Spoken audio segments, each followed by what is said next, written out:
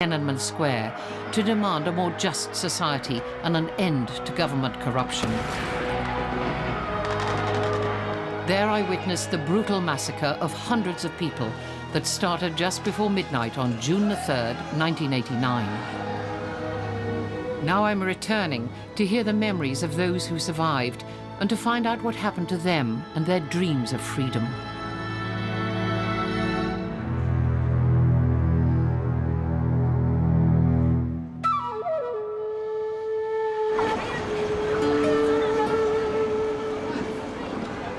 My journey starts in Hong Kong, as it did in 1989.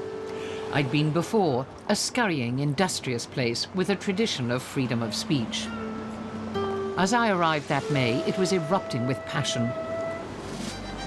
Nearly a quarter of Hong Kong's population, over 1 million people, had surged onto the streets in support of the Tiananmen students.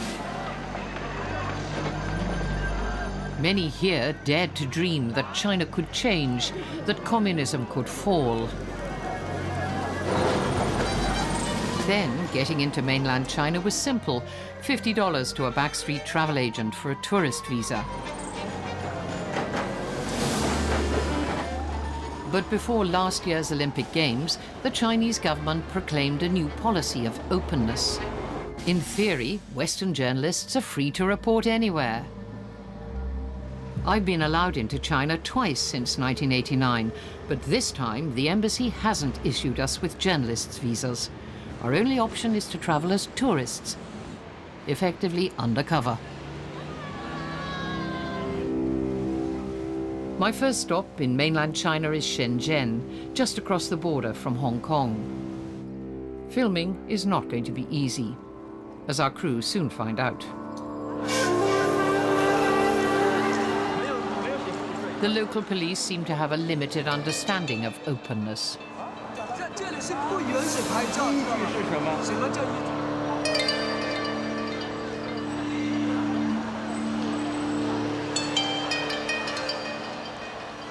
We're working with a man who remembers 1989 well. Ding Peng was a student then. He's a brave man, passionate about freedom, who's contacting other eyewitnesses to the massacre for us. Within hours of arriving in Sichuan province, it's obvious that we have company. Despite the hordes of tourists and business visitors to China today, foreigners may still be followed by the secret police. There, that's them. Where? 191. He's turning left. Especially if you have a camera. What are they frightened of? They are afraid of some happenings which will damage the image of China. So I think the measures they take is to stop people from seeing it. It's intimidation? Yes, it's actual intimidation, which is a violation of Chinese law, practiced by police. In other words, when we find it irritating, but in fact slightly amusing that they're so inept about following us and what they do, this is no joke to Chinese. No, not at all. And it is no joke to you either. If they perceive that you are doing something that they consider to be bad, they will intervene immediately.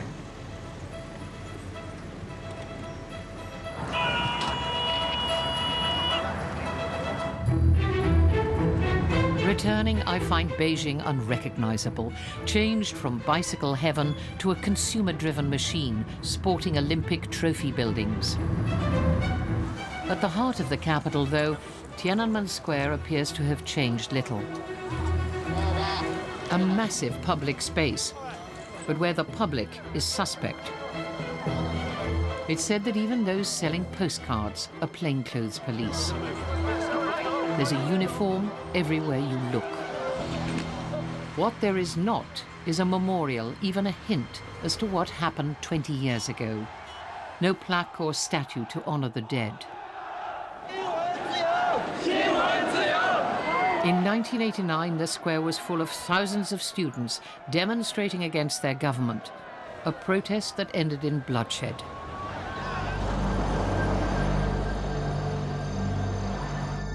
People tell us remembering is dangerous. These events remain taboo here, airbrushed from the history books and blocked on the internet. The Beijing hotel was our base back then. The balcony our ringside seat to the killings on June the 3rd and 4th. Memories come flooding back. Our special correspondent, Kate Adie, was in the center of Peking when the shooting began.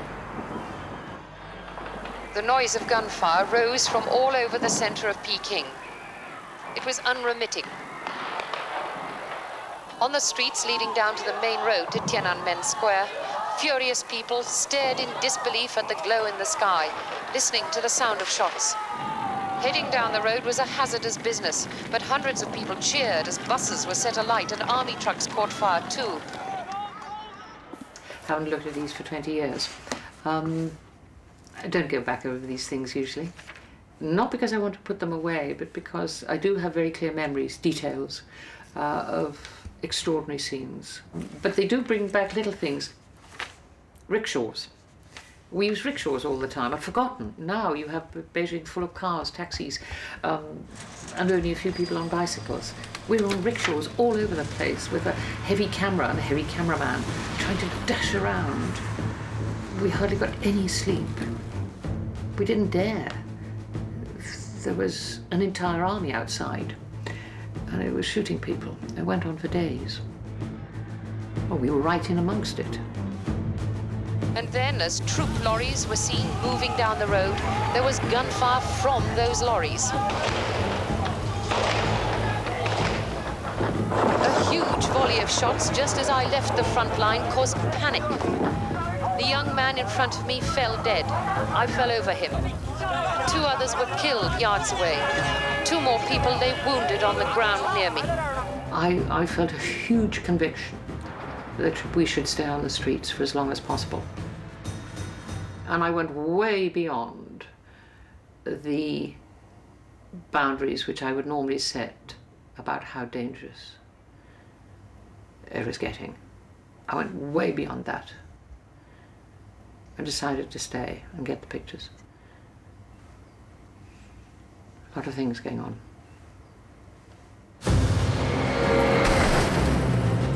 Tanks, soldiers, APCs, students running, people shot, bicycles taking people away, injured people. It was mayhem.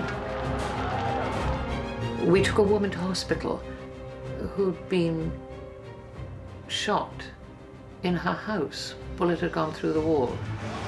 We picked up a woman with a bullet in the head and took her to the nearby children's hospital, into a scene of near mayhem.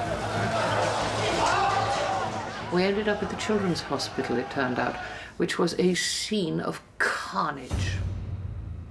The floor was deep in blood, wasn't running with it. We were wading through blood. And they were slinging bodies onto the floor, people who died or were brought in dead, because they had so many injured to deal with. It was mayhem, absolute mayhem. But all the time, there were ordinary Chinese people who helped us. The operating theatre was overflowing, many of the staff in tears. In 20 minutes, 40 seriously injured were brought for emergency surgery. 2 were already dead. After hours of shooting and facing a line of troops, the crowd is still here. They're shouting, "Stop the killing and down with the government." Not a lot of the deaths occurred on the square. They occurred all around Beijing. We went miles along one of the main roads, coming time and again down to the intersections and seeing bodies and seeing shooting and seeing injured people. And at one of the big crossroad areas, Fuxing Men, there are a lot of dead people. And these were ordinary people who'd walked out of their houses at night thinking, what's all the noise? And they were shot where they stood with high-powered rifles and bullets cannoning down these streets. That's where a lot of people were killed.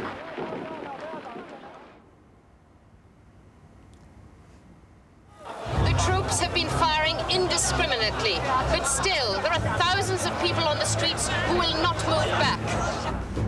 At 4 in the morning, after 4 hours of killing, there were thousands of people still on the streets. in front of the army, almost eyeballing them. Nobody ran. They all trusted the army so much. They had it rammed into their brains for decades that the army loves the people. And so they didn't think they were going to be killed. Thousands of them. They just stood there, shouting at their army, sometimes singing. That tells you something special happened in that square.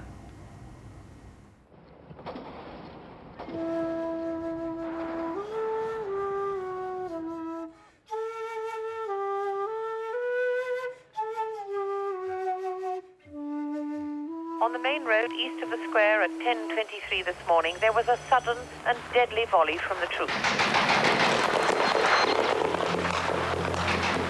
The crowd ran, and bodies were left lying in the road. Between 30 and 40 people were killed. The killing continued all through the next day. The atmosphere was chaotic, the streets full of danger.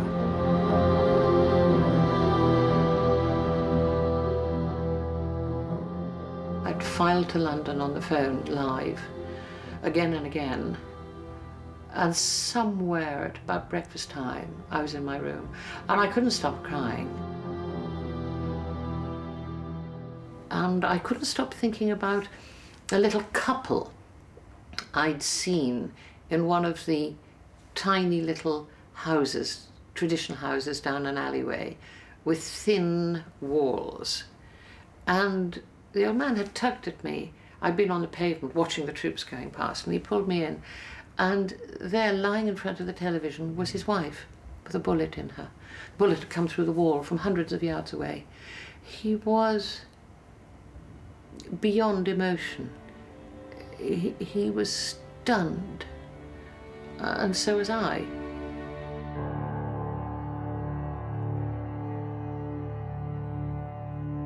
Over the following days, bodies continued to be scattered along Chang'an Avenue. The tanks lorded it over the square. The government was back in control.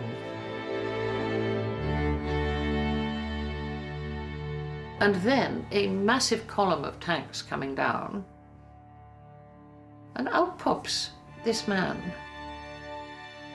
just below us. White shirt, black trousers, and a little plastic carrier bag. Mr. Ordinary. And he stands right in front of a tank rolling towards him. And this strange little pantomime took place. I can remember we stood on the balcony in some fear that the Chinese would roll over him.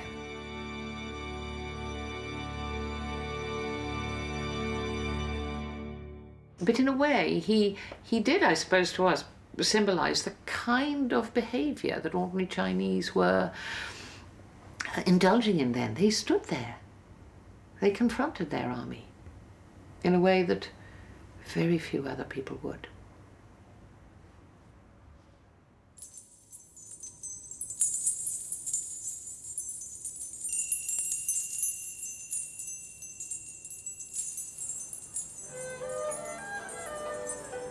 In 1989, I'd arrived when the protest was in full flood. Now I want to know more about how it all started and how it ended in a massacre. Wu Kai-shi was one of the original student leaders. Today he lives in exile in Taiwan, but in 1989 he was among the tiny elite in China at university. Hello. Hello. His was a generation educated to trust their leaders, and especially China's supreme leader, Deng Xiaoping. When growing up, you certainly would never have envisaged the life you have led. What did you think you had ahead of you? We were born in Cultural Revolution. And then when we were 10 years old, Deng Xiaoping took the power and then tell the whole country, now we're going to a new direction. It's called open and reform. Everybody feel very hopeful.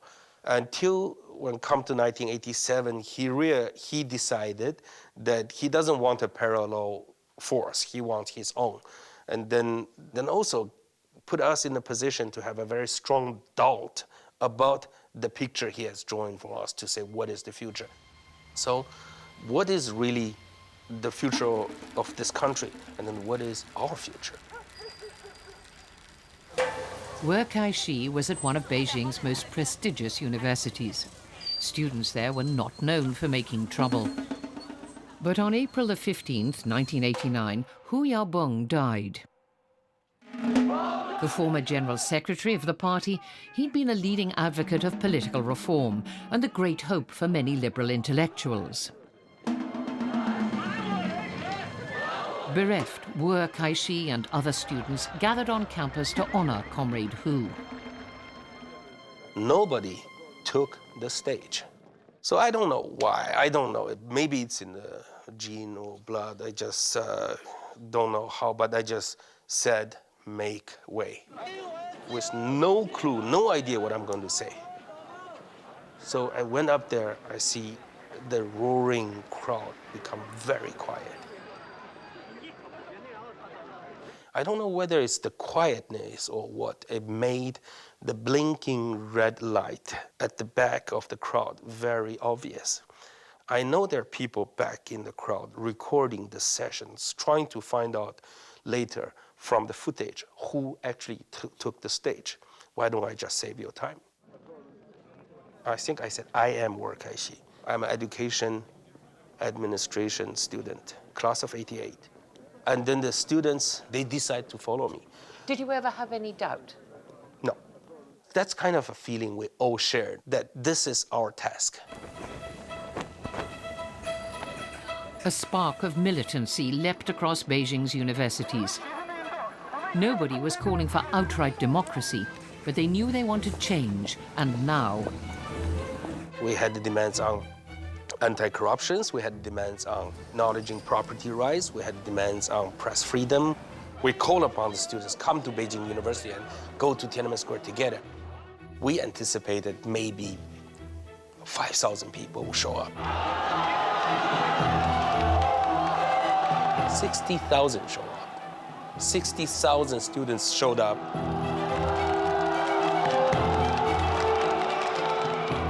And then in 2 hours' time, the 60,000 students went to Tiananmen Square. The speed of the movement, the momentum it picked up is enormous. Drawn together by impulsive idealism and a desire for change, the students instinctively headed for Tiananmen Square, the spiritual home of the nation and a place of cultural pilgrimage for many Chinese.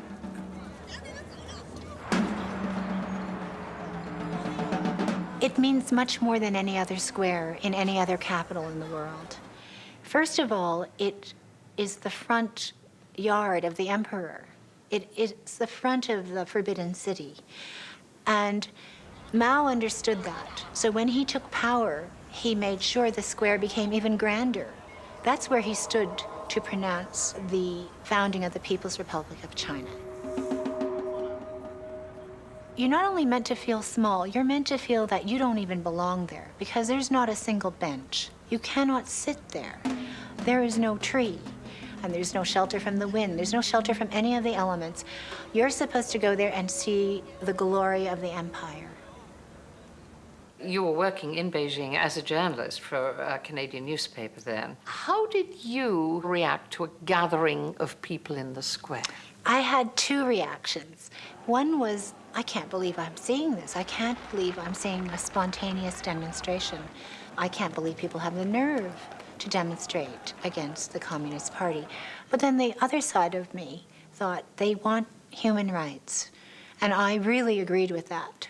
But then the students didn't understand how terrible the government could be, because you get a government that's never had to deal with protest, that's never had to deal with the people, because the people until then have basically done everything they've been told to do. And this is the first time that somebody is questioning the regime.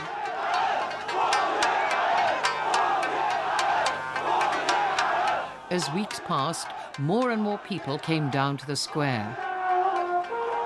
Not just students, but factory workers, nurses, even soldiers and party members. The passion of the tiny student elite was beginning to pull in the masses. Going to march, Tiananmen Square. Why? Why? I think this is my duty.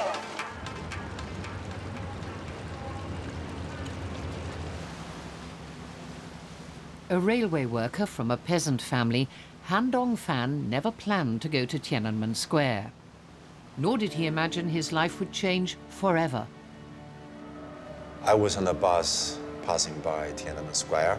I saw the people gathering in the middle of the square, and I decided to get out of the bus, take a look what's going on. I never thought I would become a dissident in the opposition.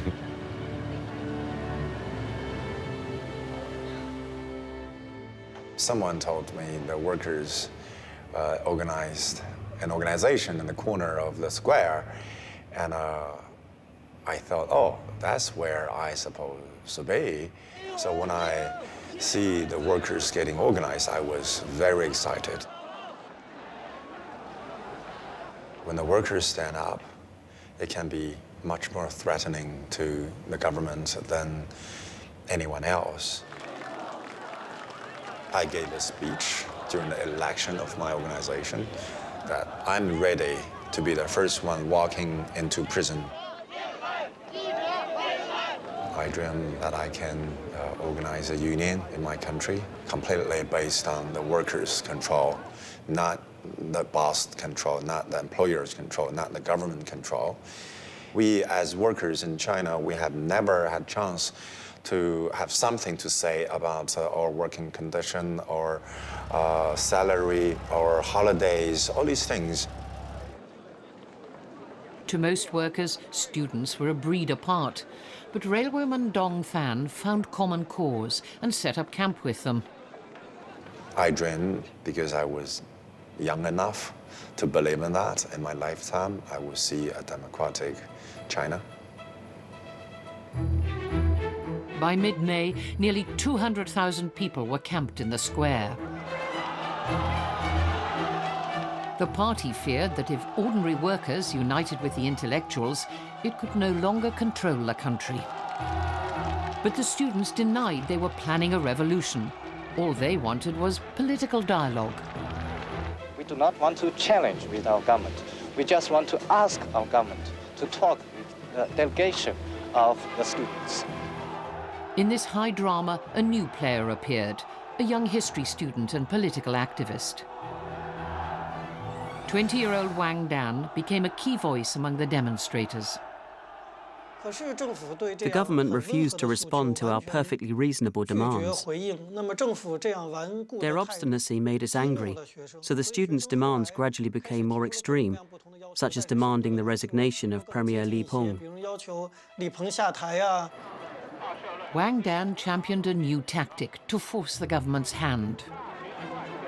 The idea of a hunger strike came from books we'd read, especially about India and Mahatma Gandhi. Do you think that you and other students were really prepared to die? We didn't give it a moment's thought. Hundreds of students put on white headbands to show they were refusing food, an audacious move in a country used to famine.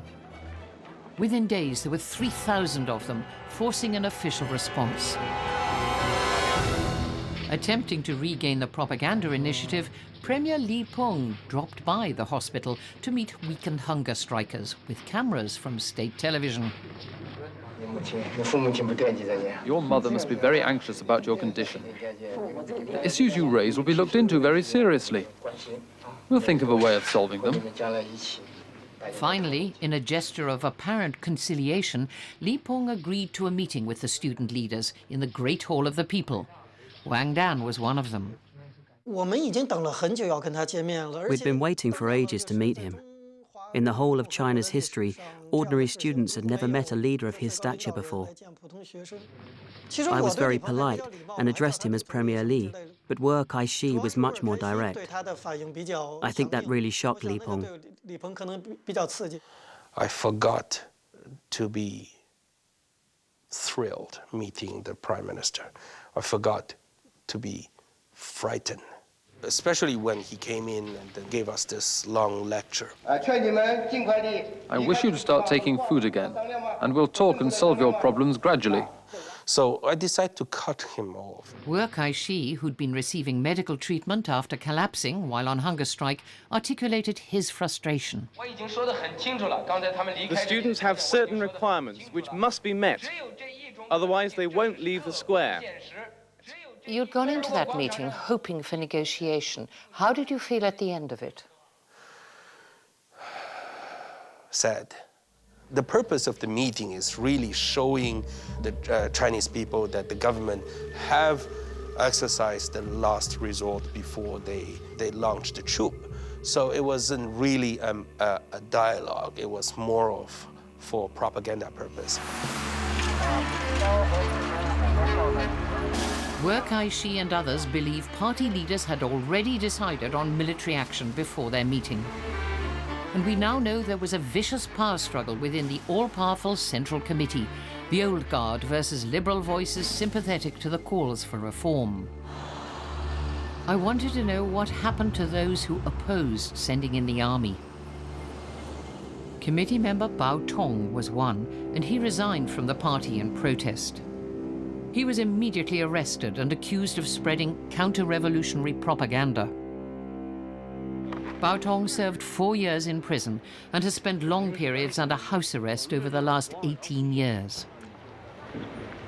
Today, plainclothes police watch him in shifts around the clock. It looks as if they've got him banged up in his own home. Under current Chinese law, Bao Tong is allowed to give interviews, but only when it suits the authorities. He's keen to talk to us. We can't get in to see him. He's got people sitting in his apartment with him, and all around are a very large number of security people, quite aggressive, at least 9 or 10 of them, and he's stuck in his apartment and unable to move. This sort of behavior has gone on for 20 years. The party resorts to intimidation to assert its power, as it always has. 2 days after the meeting with the student leaders, martial law was declared.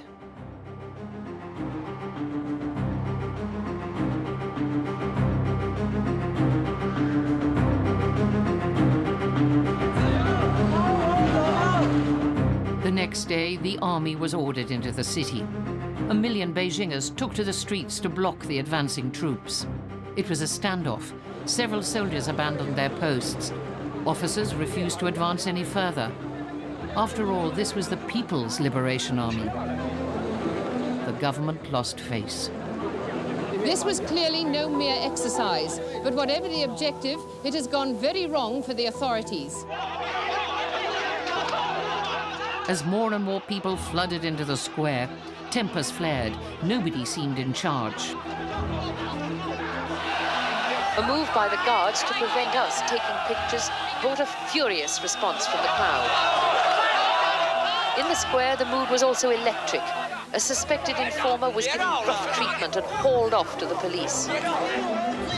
But the students were also divided. Should they leave? People who knew the Communist Party of old thought they should. There weren't buildings. Dai Tsing is a so-called Red Princess, born into the party's elite. In 1989, she was a loyal patriot working for a communist newspaper. She went down to the square to try and persuade the students to leave.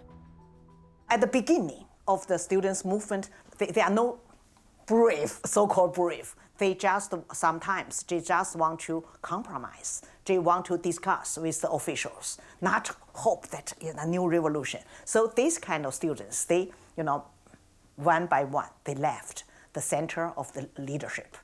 And what kind of person left? The person, just have the, every time just no compromise. This kind of person left, and they, they prepare to die. We are so sad as an independent, educated person, because the two sides, you know, the hardliner in the government and the radical students leader, none of them want to listen to. They just want to confront with each other.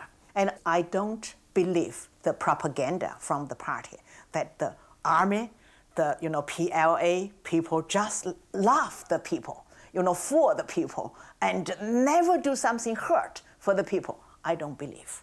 So I know something terrible will happen. By the end of May, there were rumors that more troops were preparing to advance on the city. Some students had withdrawn to safety. The radical voices were urging the students, workers, and intellectuals to stand firm, with some declaring they would fight to the death. In 1989, Robin Monroe was working as a human rights activist in China. I met him after he'd volunteered to translate for the BBC team. Today he lives in Hong Kong. I haven't seen him since. Lovely. Hi, how are to you? see you. Hi. A long time. I never expected how ghastly it would actually be. That was the one thing I think nobody foresaw, that they would actually have a massacre. It was just almost primal confrontation between these young students, who were mainly the ones that remained, sitting on the monument. I went out there several times. They were writing their wills, They were determined to stay. And a small group of students had this big package in a cart that they were wheeling out. I thought, what can that be? Just leave it. And it turned out, we went over and turned out it was a Roneo machine, or one of those hand-cranked mechanical copying machines, sort of precursor of a photocopier. And I said to them, which would you rather have, the rifle or this machine? And they, not a moment's hesitation, he said, what use is the rifle? With this we can change China. So it was the sort of moral authority of youth in the middle there, ranged against the brute force of this repressive state all around them. I mean, it couldn't have been more stark. Finally, the party leaders reached breaking point. On June the 3rd, Deng Xiaoping ordered another 15,000 troops into Beijing, led by the 27th Army, one of the toughest units in the People's Liberation Army. Unlike before, these troops were helmeted and heavily armed, Kalashnikovs at the ready. They had been told counter-revolutionaries were trying to take over. The students had been officially designated the enemy.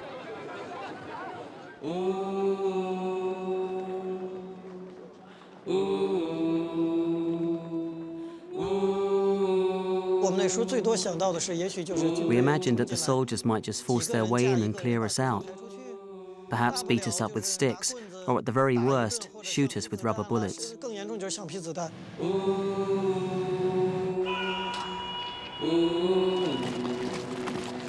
I saw the troops marching in. I saw the very noisy tanks moving in, and then gunshots going on. It's very real.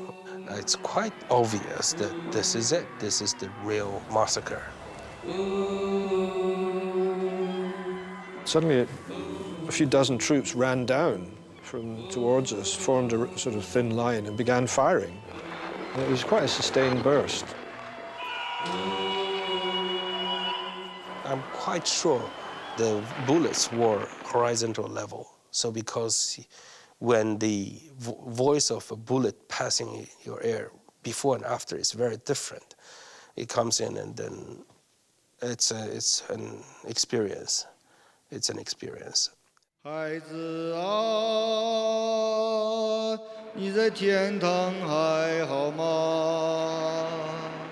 saw the bullets shooting pure pink color, and I was completely shocked.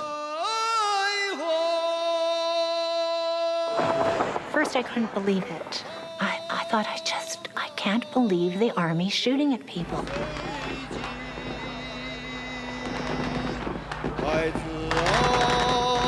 It was a direct military assault on unarmed people. But there were demonstrators prepared to resist. Our colleague Ding Peng witnessed hand-to-hand fighting. An armored car, number 003, came into the square by itself, to everyone's surprise, so people went into it and burnt it. I saw an army man in uniform.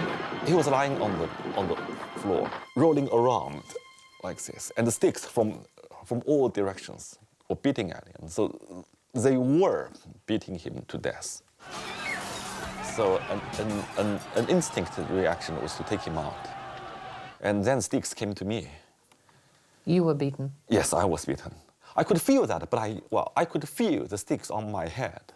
Where did you take the man? Into the square. There was quite a few temporary clinics created by hospitals.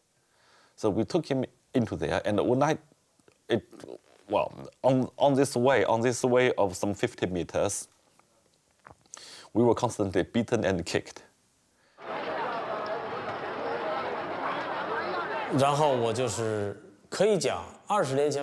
I still clearly remember every detail from 20 years ago. I live with it every day. In the spring of 1989, construction worker Tsi Jir-yong had to cross the square every evening to get home.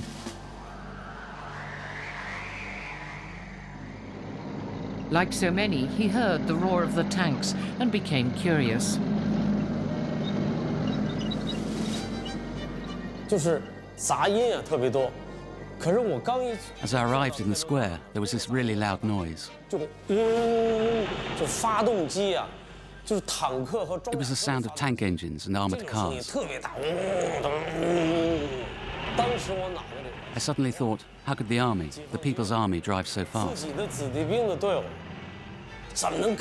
I even naively thought that they were disregarding traffic regulations.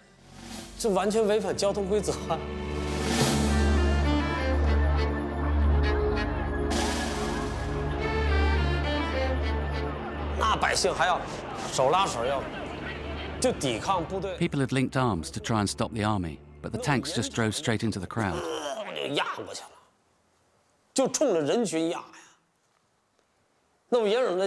Blood burst out. Imagine people's heads under the tanks, completely smashed.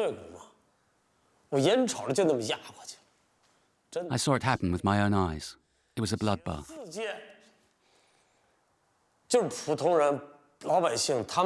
They were just ordinary people, civilians, unarmed. What could they do to stop tanks? They just crushed the bodies. I couldn't bear it. Tank tracks are made of metal, and they flatten the barriers as if they were noodles. Imagine them running over people's bodies. I was too frightened to look.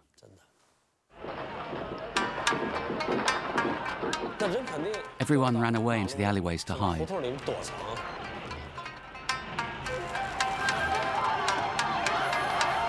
With main roads filled with troops, the narrow alleys were the only escape route. These became the killing fields, away from the square, out of sight of the cameras. Suddenly I heard soldiers behind me, running fast. I could tell they were well trained.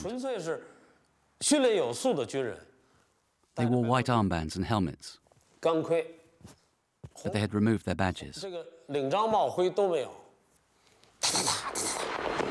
They were shooting while running.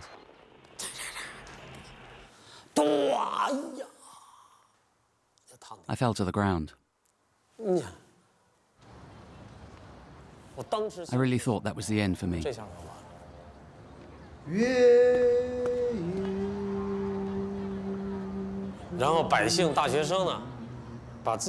The people around me used their shirts to stop the bleeding and carried me to the hospital. Many more wounded were lying on the floor, at least 500.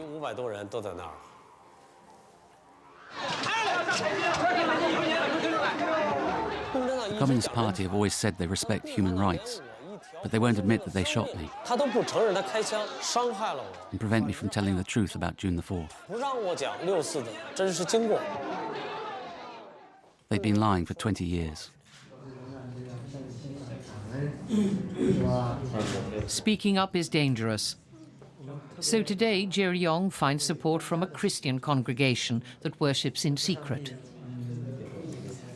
He has no job and has never received compensation for losing a limb.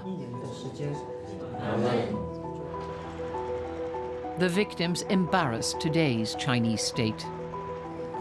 History has been rewritten, and the younger generation is made blithely unaware that murder was done in the state's name.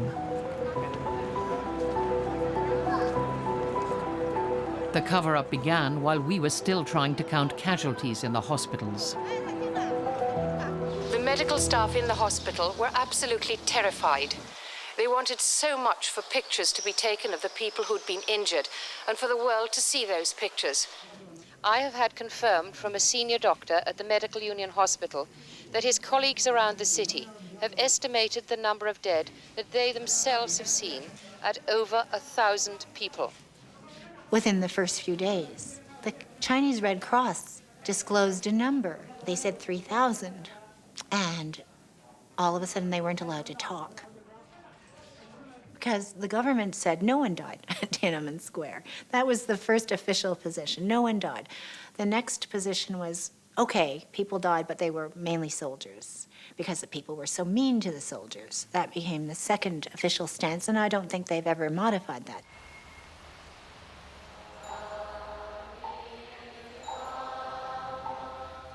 "20 years on, we do not know how many died. More than 1,000 is highly likely, perhaps several thousand. The authorities did admit to the deaths of over 200 civilians, and they've claimed that 6,000 soldiers were injured and scores died.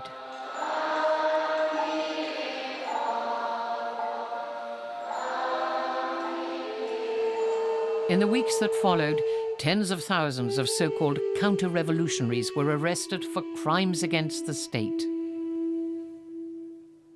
Many of the students, the lucky elite, had party connections and were spared. Workers who'd protested had no such protection. The state vented its fury on them and conducted a series of show trials.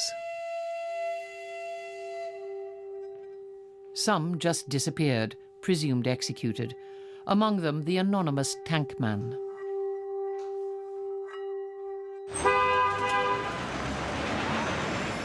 The demonstrations of 1989 were not limited to Beijing.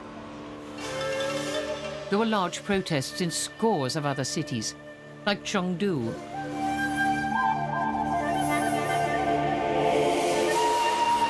Here, there was no bloodshed, but even then, wide-scale retribution followed. I've come here to meet someone who suffered at the hands of the state. But today, the not-so-secret policemen are on our tail. Oh, dear. Oh, this is good. There he is.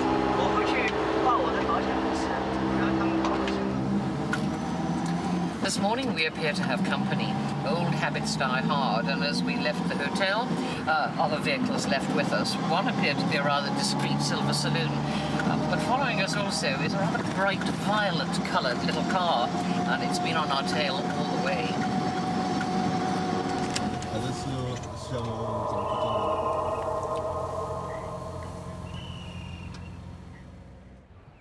We hurriedly invent a detour and cook up a cover story. We're a group of harmless organic farming enthusiasts. Not that I know a great deal about organics. On the other hand, there are times when you have to take an interest, especially when other people are rather interested as well. Very nice cabbage. Symbol of good luck, actually. Past our friends in the purple car, still sitting there hopefully as we've been having a look at the vegetables. The new open China.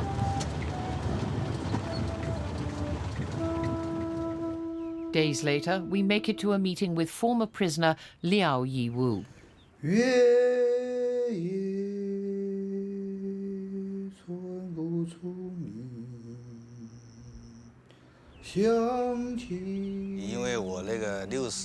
I wrote a poem about June the 4th called Slaughter, for which I was sentenced to prison for 4 years.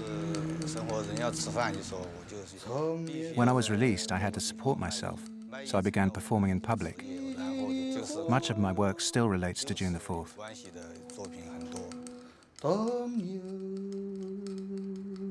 Liao Yiwu was nowhere near Tiananmen Square in June '89. He heard the news of the massacre on the radio over 1,000 miles away. Hello. An aspiring poet, he decided to express his outrage in the best way he knew. Do sit down. The poem was a protest. I was expressing my feelings of desperation. For example, there is a line, "Power often wins, but one day freedom will conquer all."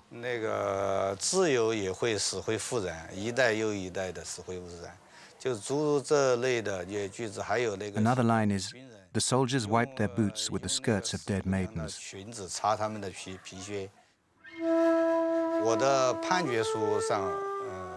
I was officially accused of being a counter-revolutionary.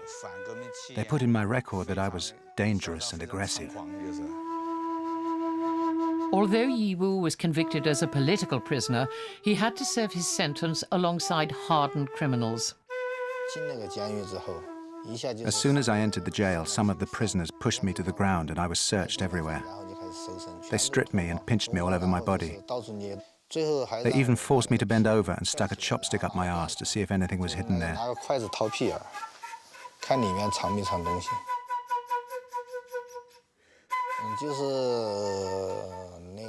I felt like a prostitute.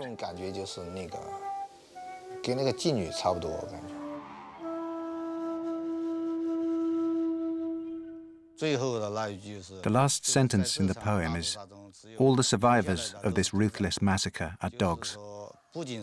What I meant is that those who survived had their spirits and dignity crushed. They can only live like animals.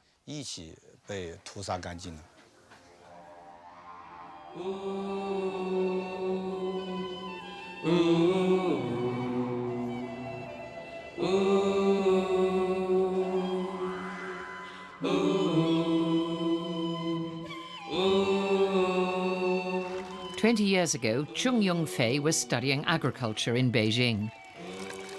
He witnessed the killings there and is determined they should not be forgotten. In June 2007, he placed a small advertisement in the classified section of his local paper in Chengdu. My announcement is on page 14 of the Chengdu Evening News.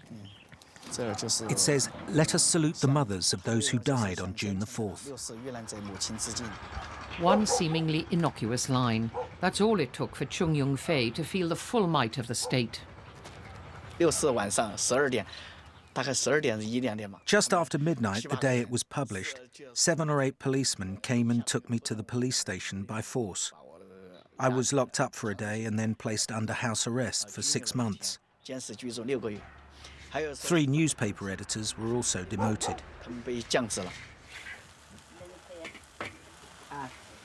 Even a squeak of protest is treated in the same way as a roar of dissent. People like Chung Yong-fei find themselves denied promotion, prospects or jobs. Even so, Yun-fei insists on remembering.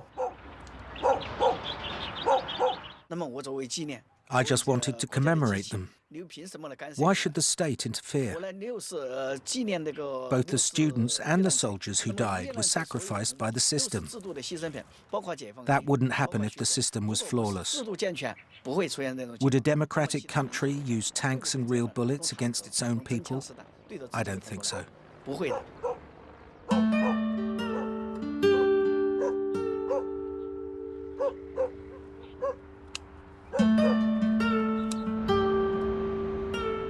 In the last 2 decades, China has throbbed with economic progress. 270 million have been dragged out of medieval poverty. But consumer power has not brought political power to the people. Instead, there's an unspoken agreement that you can get rich while the party makes the decisions. At their annual Congress in March this year, the message was uncompromising. China would never have Western-style multi-party elections. But that's exactly what some Chinese want. Late last year, several Tiananmen survivors joined forces with other dissidents to release an online petition called Charter 08, demanding political reform and an end to corruption. The authorities responded by hunting them down, interrogating them, and locking up their leader. But the state is losing the battle to exert total control, especially over the internet. Ai Weiwei is an artist who blogs fearlessly on the internet to explain his irreverent philosophy. He was part of the team that designed Beijing's famous Bird's Nest Stadium. He resigned in protest at the way the Olympic Games were used to promote China's image, while the state still denied people political freedom. When a state uses the sport event as a propaganda, there's a problem there. Especially this propaganda is not for bettering humans' condition. Of course, I have to criticize it. What we want is political change. We want more freedom. We want human rights. And we still have a same party who is trying to hide or blur every facts.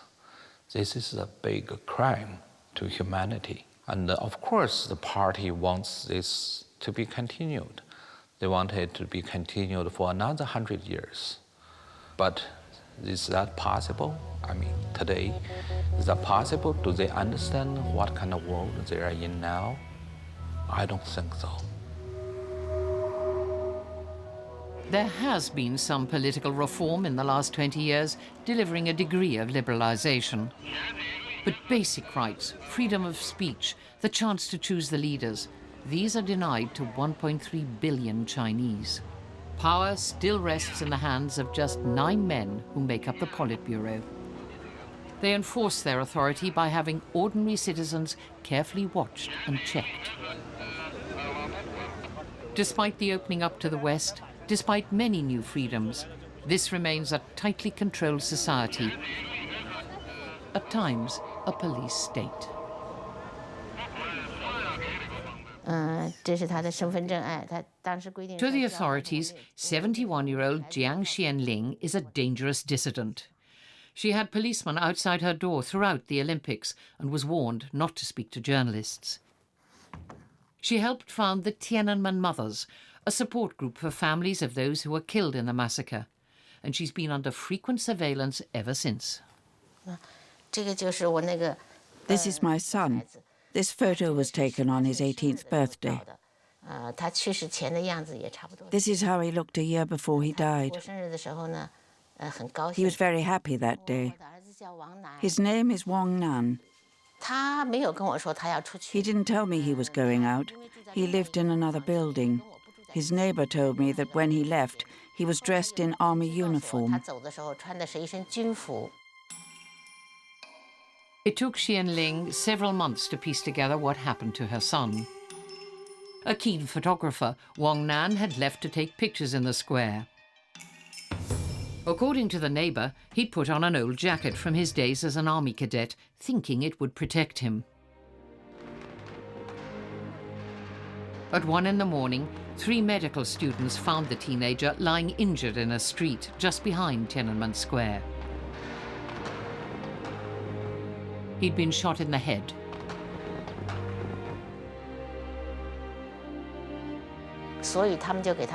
They bandaged him and gave him mouth-to-mouth resuscitation, but without a blood transfusion, he couldn't be saved. After 2 hours, Wang Nan passed away. While Wang Nan was alive, soldiers refused to allow him to be taken to hospital. The medical students were told to leave him lying in the street. At dawn, my son and 2 others were buried by the gate of number 28 Middle School, which is right by Tiananmen Square. There's a lawn by the gate. The 3 of them were buried together in the same hole. 他们就埋在那里，3个人都埋在一个坑里边。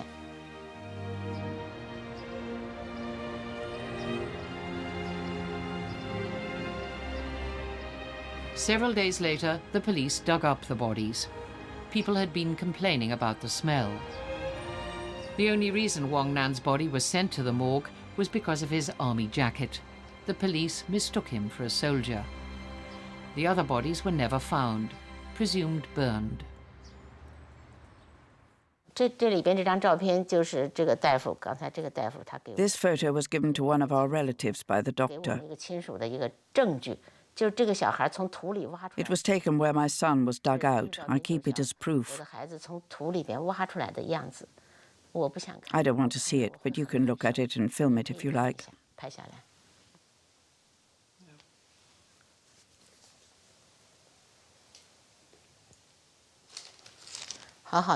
Such a good boy.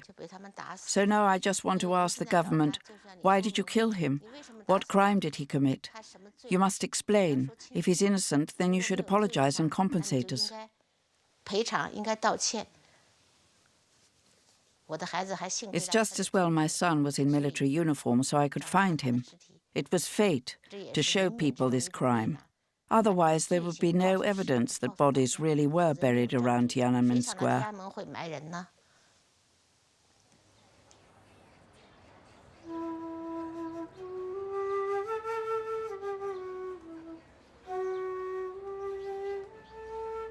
For nearly 20 years, Xian Ling's family and others have asked the authorities for an official explanation of what happened to their sons and daughters. For even asking the question, they're harassed and persecuted. The party treats them as dissidents and describes their children as counter-revolutionaries who started a riot. The system which ordered the killing has not changed. Country has. It's glitzy, it's shiny, it's economically on its way. There's a middle class, there are Mercedes and there are Maserati and Ferrari showrooms in Beijing where previously there were bicycles. But the system's still in place. The system which ordered an army to kill its people.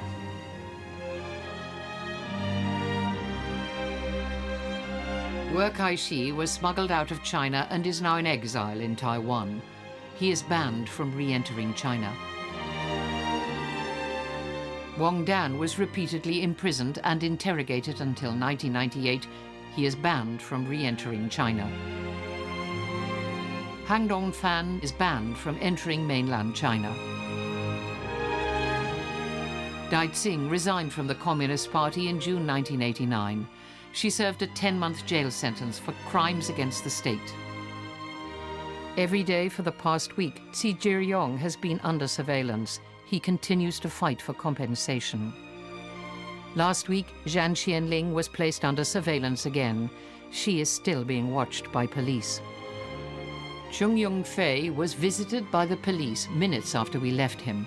He refused to answer their questions and continues to demand recognition for the Tiananmen victims.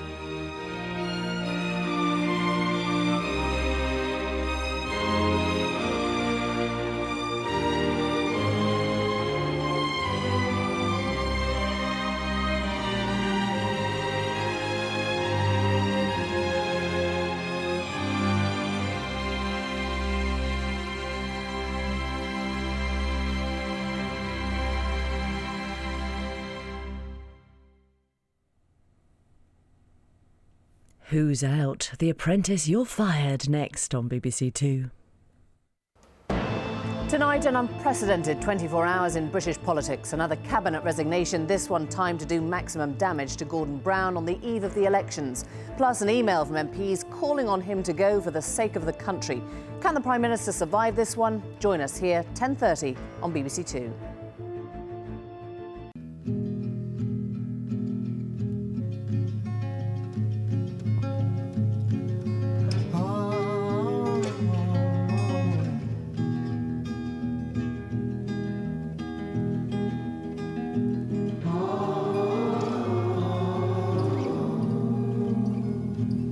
Occupation. 3 parts in 1 week. Coming soon to BBC One. PAs required. Excellent office skills a must. Duties to include effective client liaison. I'll give you £1 million to sleep with me. Only 1 million. Demi Moore got that 20 years ago. Lying, cheating, flirting, typing. Personal affairs. Coming soon to BBC 3 TV and online.